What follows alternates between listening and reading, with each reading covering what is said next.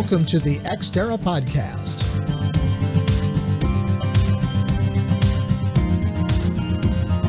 The Ex Terra mission is to explore and discuss the business of space and its effect on the national and global economy, as well as life on Earth. How does what happens in space affect your life every day? That's what we're exploring on the Ex Terra website, as well as on this podcast. And my guest today is Bill Klanke, the CEO of the Space Intel Report. Bill, thanks for joining us. My pleasure, Tom. Thanks for having me. Let's start off with your background. I think it was kind of a circuitous path that you took from where you began your career to where you are today. So talk about that a little bit. Sure. Thanks, Tom.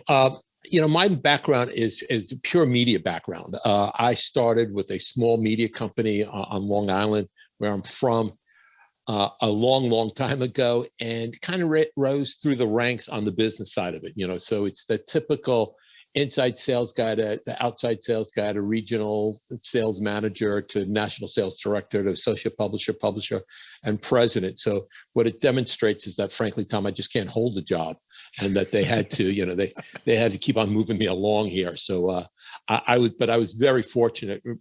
Later in my career, I was introduced to the space industry. And I joined a space media company back in 2000, and it was really very, very circuitous that I was able to join that, and have enjoyed my time in the space industry since I've joined. So then, how did you come to found the Space Intel Report? Sure. As I mentioned, I was at a media company, space media company, and Peter de Selding, my partner, and I were talking for quite some time about the challenges the media industry was facing, and the space industry, the changes that were taking place in the space industry. And so on the media side, what we realized very quickly was that, to a certain extent, news was becoming a commodity. That what happened, telling people what happened, as typical newspapers do, was really was being lost, was not being valued. Most people were getting that on Twitter now. And so we were really looking at how do we have a product that tells people what it means. And so there's no one better at it than my partner, Peter de Selding, who heads up the editorial team at Space Intel Report. Additionally, what we saw, if you intersect that with the space industry, what we're seeing, it was the change in the space industry that was so important, that allowed us to start Space Intel Report, because it really started to change into the business of space, where people were accessing the capital markets, where they were looking at things. They were going to space not just to go to space, or getting into space not just to go to space, but to do other things, analytics, big data, communications, things of that nature. So it was changing, and the business of space was becoming incredibly important to the success of any company. And so 5 years ago, we started Space Intel Report with the idea of reporting on the business of space, and we've had quite a wonderful run in the last 5 years. We could probably spend the entire half hour talking about the media, because I'm a longtime media guy myself. But I'm concerned that people get so much information from Twitter, because It's not a reliable source. No, and there are a lot of non-reliable sources out there, but we stick to our knitting in terms of what Peter does. Most people are familiar with who Peter is. He's been in this industry a long time, and our success is really predicated on all the wonderful things he does. So then, tell me about the specific segments of space commerce that Space Intel Report focuses on. Sure. So I'm going to broaden that if you would allow me, Tom. Sure. Because I don't think a segment of what we do is commerce, but we really look at it from the business of space and that changing nature. When we look at it, there are probably four basic elements when we look at a story. When Peter looks at a story, it's the management teams, the funding, their business models, and probably most importantly, the end markets that they serve. This is an industry that for quite some time was always internal looking, always talking to itself. I think we've changed that. And not only have we changed it from looking at the industries that we focus on, that Peter focuses on and writes about, and their impact, but he also does it much more on an international basis than anybody else. We carry more international content, global content on the space industry than anybody else. So you're looking more at the financial side of it than the nuts and bolts. Here's a really cool new Yeezy Wizard that's supposed to be used in space. We'll only look at that, Tom, if it has an impact on their business and what it means to their business. Peter had a wonderful story last week about the supply chain issues that a satellite operator was having in getting their satellites up, and what that meant to their overall business and what it meant to the financials, and the report, and the guidance they were giving analysts on that. Why did you decide to focus on that aspect of space commerce as opposed to the nuts and bolts? I think there was a number of reasons there. It was what we were both familiar with. We thought that it was relative to our overall business model. It worked well. Our target audience demographic is really vice president and above. That's the information they needed. We didn't see anybody else doing that, and so we felt as though that was the best use of our limited resources at that time. Bill, you've talked about a lot of your experiences.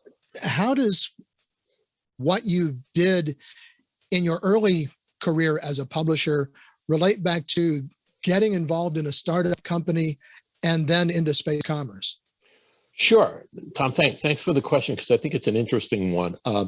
So the first part of my career was spent at major media companies, most notably Reed Business Information, which was Connors Publishing, which was part of the Reed Elsevier empire, if you will. I made a right turn, a significant right turn back in the mid '90s when I joined Career Builder. I think I was Career Builder's 14th employee. And I remember thinking about going to Career Builder, and at the founder, Rob McGovern, who can be a very persuasive man, when I said, let me think about it, because I was going to take a significant pay cut at that time. And he said, look, your decision, but let me give you a scenario here.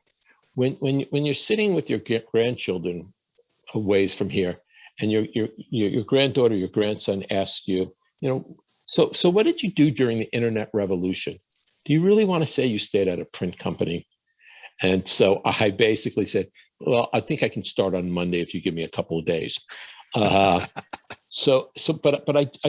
I joined Career Builder, and I want to say mid '90s, took it public about 4 years later. And that was an incredible process, because you go through the ups and downs of it all. You see it, you truly see it all, Tom, from the times where you go, my goodness, this is going to be close, to the times that, watching the bell being rung for the first trades that take place. And what I will tell you, it's a lot more fun taking a company public than being a publicly traded company, which was awfully tough.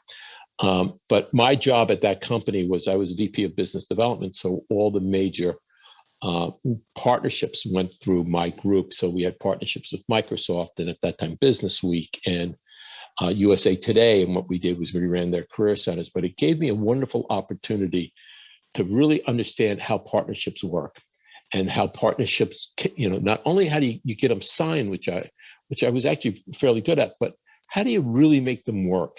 And so I think when I look at that experience, and I look at the partnerships that I've had to make when at Space Intel Report, you look at things and you say, we don't have the working capital to get that done.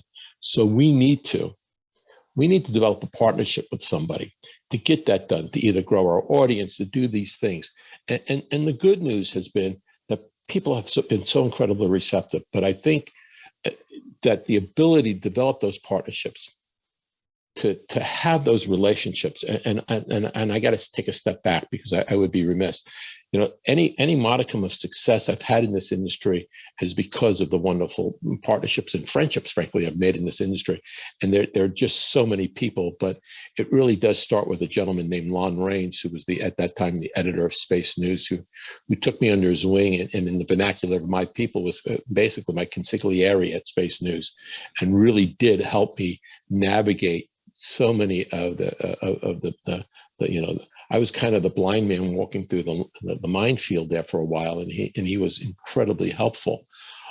in helping me. And additionally, a gentleman who I worked for, Dan Stone, who was new to the space industry, but was a media guy like myself. So those internally, I had that support system. Externally, guys like Eric Stallmer, Clay Morey, Bill Broderick. I mean, there's so many to name that, Jim Simpson, John Stouffer, just really helped me understand the industry and become part of the industry, and allowed me to become part of the industry. That ability to develop those partnerships and to be able to call those folks and say, hey, I need to pick your brain is what makes the industry great, but what has made us, what's allowed us to really accelerate our growth at Space Intel Report. So if I were to look at that experience, I would suggest it's really about developing those partnerships, those strategic partnerships, and making sure that they work for both parties involved. And that was a wonderful learning experience, both at Career Builder, then through my days at Space News, and now here at Space Intel Report. Really, really quite wonderful. Give me a little background on Peter. Where did he come from? So Peter is the preeminent journalist in the commercial space industry. He's based out of Paris. He's been in Paris for, I want to say 30 years, maybe even a little bit longer. Had started in other areas in journalism, but had been, one of the original reporters for Space News. I think he may have been one of the first reporters for Space News, if not the first, and had spent 25, 26 years at Space News before he started Space Intel Report. Dedicated to the craft as anybody I've ever met, and really is as eager to go out and get a story and be first with that story today as he was 30 years ago. The guy has an appetite for that and a desire, and just unbelievable the way he continues to work that beat. Go through your editorial process just a little bit. How do you determine what stories, or how does Peter determine what stories he's going to cover, and then get into the nuts and bolts of that? Sure. I'm not so sure I'm going to be able to get into nuts and bolts, because I really do leave it to Peter, but I'll talk on a higher level there. And I don't think this will come to surprise to your listeners who know both Peter and I. There's one sacred rule that we have with Space Intel Report, and I've had throughout my career in media, is that there is a separation of church and state, and there is no equivocating in it. There's no gray area. It is, if you have an issue with any of the editorial that we have, you need to talk to Peter de Selding. If you think by threatening, and threatening is a strong word, but by suggesting that you're going to pull the advertising, or you're going to pull subscriptions, or whatever the financial idea is, that will have no impact on it. Peter he's independent of it. We don't really talk about the editorial from that standpoint. He does what he does, and he does it better than anybody. And frankly, Tom, I always joked when I was at Space News that, I had a recurring nightmare that I did something crazy, and that people walked out in mass, reporters walked out in mass, and that I was left coloring, having to write something for Space News, and, that was the end of it all. So I'm a firm believer of the separation of church and state, and it's worked well for my career. How has kind of the shift now from government-driven space to a more commercial-driven space segment, how has that changed not only what you're covering, but kind of the whole idea of the business of space? Yeah, I think it's interesting. So I think that the commercialization of the way companies work with the government has had a greater impact on government business than it has really on the commercial business. If you look at what SpaceX has done, and the thinking and the philosophies they brought to going to market with the government, they've really changed the government business and bringing more commercial processes and ideas to the government business, and it's forced other companies to change and to react to that. So I think that that certainly the commercial market has changed, and what you're seeing is that the government portion, to close their business case, the government portion of their business has become smaller and smaller. But I really think it's been the reverse. I think it's the idea of what we do in the commercial market, actually applying to, using it with the government market and bringing things to market faster, quicker, better, and cheaper.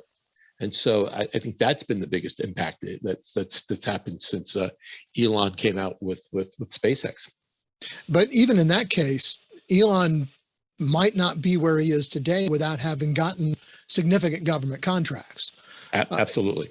And so how are you seeing, when you look at various companies and their business models, how much does the government contract figure into those business models? How important is all that?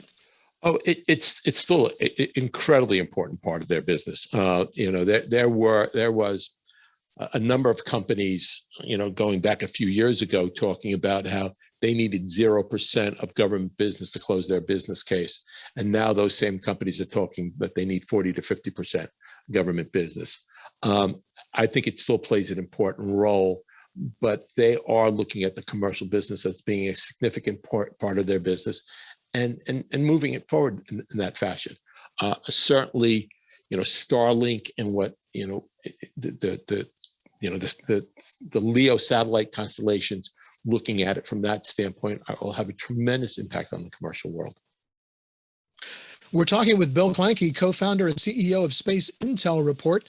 Take a moment right now to click on subscribe to make sure you don't miss any of the podcasts, or if you're watching on YouTube, any of the videos from Ex Terra, the Journal of Space Commerce. Bill, what trends are you seeing right now? And I'll wait until you finish your water there. Sorry there. Oh, no, that's cool. Getting a little dry. Yeah, I hear you. So what trends are you seeing right now emerging in space commerce? So I'll take it from the business aspect of of things. I think some of the trends are the availability of the capital markets to space companies, taking on looking at various economic tools, whether it be going straight venture capital, looking at SPACs, things of that nature. Bringing the necessary capital seems to be available out there that allow these companies to go to market, I think is tremendous. These companies are looking at it from the standpoint of not just going in the typical civilian space market, but looking at a commercial, working with partnerships have become even stronger. You look at the analytics side of it. Many companies have some really incredibly strong partnerships that help them take advantage of their satellite assets. So I think when you look at it, there are a couple of things. One is the capital markets partnerships have become much more important, and looking at it from a commercial standpoint in other areas that we traditionally hadn't looked at in the past. When you look at companies, and I want to draw some kind of a contrast between larger companies and smaller companies, because there is a big difference between a Lockheed Martin and a smaller company dealing in space. But you look at companies, and you mentioned partnerships, and something that came immediately to mind was NanoRacks, and it was Lockheed Martin, have gotten together on a space station concept. Correct. Are you seeing a lot of those kinds of things where a smaller company will team up with one of the giants in the industry to push concept or an idea? Oh, I think you're going to see more of that. And let's remember, NanoRacks has been around for a while. They're a successful company. Jeff has done an incredible job there. They're now working, talk about partnerships. They're now working with Voyager. Dylan Taylor and his team are providing some great support there. So I really think that you're going to see more of that. It's easier to bring in partners than develop some technologies. If someone has them, there's no sense of reinventing that wheel. So I guess the answer, in a very long-winded way, Tom, is absolutely. I think you're going to see more and more of those partnerships. It's how do you get to market faster, better? Talk about your business model. Sure.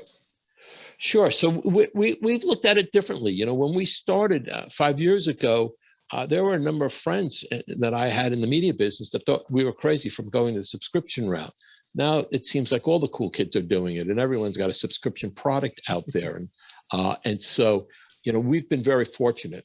You look at it, and we start with it's the editorial, and again, I keep on beating this drum here, but because of what Peter's done, it gives us the opportunity to go out and sell subscriptions to a whole host of people. We look at our total available market as not all that large. It's probably anywhere from 7,000 to 8,000 people. And really, the serviceable available market there is probably closer to 4 to 5. And so we're sitting about 2,500 people right now, subscribers, and they cut across the globe. We have about 40% of our market is outside of North America, but we are at every major satellite operator and new space company out there right now. And so we feel very fortunate that we've had success with the subscription model, and we're very, very focused on a small group and providing them the information that they need to do their jobs. Do you accept advertising at all? Yeah, we do. No, and don't get me wrong. We absolutely accept and send those dollars as soon as you can. But yeah, we do, and we have tremendous advertising support from companies like Ariane Space, Airbus, a number of other companies that we have on an ongoing basis that we're very proud to carry on our website. What do you think it is that makes Space Intel Report attractive to companies like that for an advertising model when, by your own admission, you have a small audience? Yeah, absolutely. It's not your typical web model because, it is, usually it's a CPM a deal there. It's the right people. They know that they're getting the right people when they advertise on Space Intel Report. And so, we don't get into a CPM discussion very often. We have them, and certainly our clients want to know. But when we show them who's coming to the website, they get a lot more comfortable with the program that we've provided them. Space Intel Report and Ex Terra both cover space commerce, admittedly somewhat differently. But how, in your mind, are our two organizations different, and how might they complement each other? I think I'm going to intersect those two, Tom, because you guys are doing some really great things. So, well, thank you. I think that when you look at it, you're much broader than we are. I would say that you look at things from a broadcast model where you're going to a much larger audience. I would, and I hope I'm not wrong here, and if I am, please tell me. You're going to the much broader space community, if you will. We don't look at it from that standpoint. We look at it. We stick to that audience.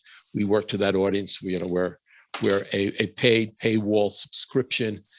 You can't get behind the door without paying for it. So I think in that regard, you guys are much broader. We're much more narrow focused. And because of that, I think we complement each other because it's the entire ecosystem that will need to know about the space industry to move it forward. Everyone's going to help lift this industry to much greater things in the future. How do you see things going in the next 10 to 15 years? If you had a crystal ball and you could look into it from kind of a business perspective, what do you see coming in space commerce? Gosh, Tom, if I knew that, I wouldn't be talking to you right now. I'd be writing. No. So, I thought we were friends, Bill. We are. I would say that to any one of my friends. So, no, the answer is I'm not sure. I'll give you. I'll demonstrate how incredibly old I am. Previous industry that I was in was the semiconductor industry when I was out on the West Coast. And one of my largest accounts was Intel. And I was spending a bunch of time with them because they had a microprocessor that they didn't know what they were going to do with. And they were looking at large consumer markets. And they were, at that time, they were looking at the automotive market and how do they break into that and how do they get microprocessors into every car. But as they were working through those and that go-to-market strategy, the personal computer exploded, and they now ended up putting microprocessors in every PC. And so they developed all these alliances in a program called Intel Inside.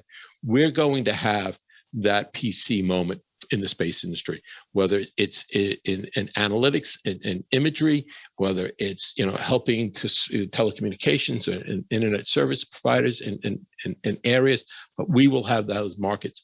I think what's going to drive that, and I'll talk more to what I think the dynamics might be, is that we need to look at this industry differently than we have in the past.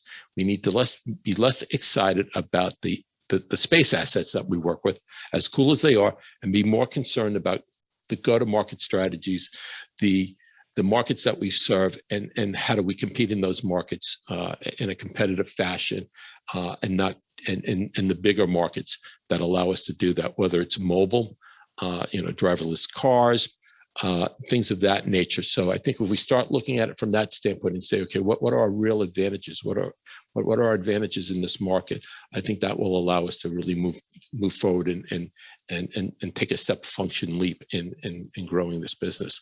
And there's certainly a lot of smart people in this industry that know how to do it. And I'm very confident that we're going to get there. And this is going to be an exciting time in the next 10 to 15 years.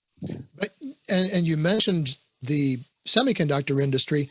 There was a bubble in that whole .com high-tech business back in the mid to late 90s. Is that a possibility in space? Well, how fast are these companies going to come and go? I don't know. I lived through that, unfortunately, Tom. So thanks for bringing it up, by the way. I thought we were friends. But will there be some lessons learned? Absolutely. Will it be as dramatic as it was in the space, in the semiconductor industry or in the .com industry? I don't think so. I don't think so. I think there'll be a use of technologies. You're seeing interesting partnerships, with Firefly and Astra. So I think we're going to go through some changes, but as a venture capital guy told me one time, when I make an investment, I'm not making an investment on the horse. I'm making it on the jockey, and there are a lot of great jockeys in this industry who really do understand this industry a whole bunch better than I do. Were you the kid like I was who had the opportunity, and I was 10, and I won't ask you to give away your age, but when I sat and watched Neil Armstrong make those first steps on the moon when I was at summer camp, that kind of really got me involved in being interested in space.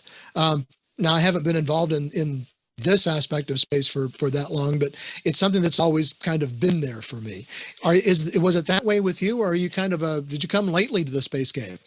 I came late to the space game, but I got to live every person's dream, because not only did I get to watch this as a kid, like you were, on that grainy black and white TV, but I got to meet Dr. Armstrong.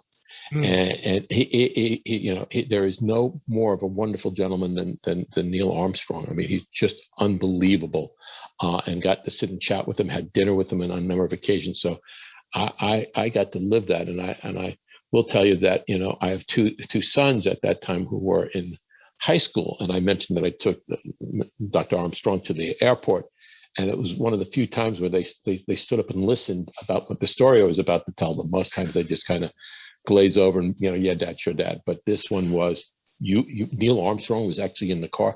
Yes, and you really do get to puff your chest out and hold your head up really high when you get to talk to people like that, and just get to be around them. Just truly a great American hero. Your cool dad factor went up 3 or 4 notches that day. Yeah, the operative phrase there is that day. It went right back down the following day, Tom. In fact, I think I lost some the following day, So, yeah. Well, Bill, we are out of time. I really appreciate you taking time out to talk to us today. It's been an interesting conversation. I thank you very much. Tom, my pleasure. Thank you for having me on. That is going to do it for this edition of the Ex Terra Podcast. You can subscribe to the audio version of the podcast on Spotify, Apple Podcasts, and many other popular podcasting platforms. Be sure to click on subscribe to make sure you don't miss an episode of the podcast or any of our other videos. You can also get daily news at xterrajsc.com. And one thing more, be sure to connect with us on LinkedIn and follow us on Twitter at xterrajsc. Until next time, I'm Tom Patton. Thanks for joining us.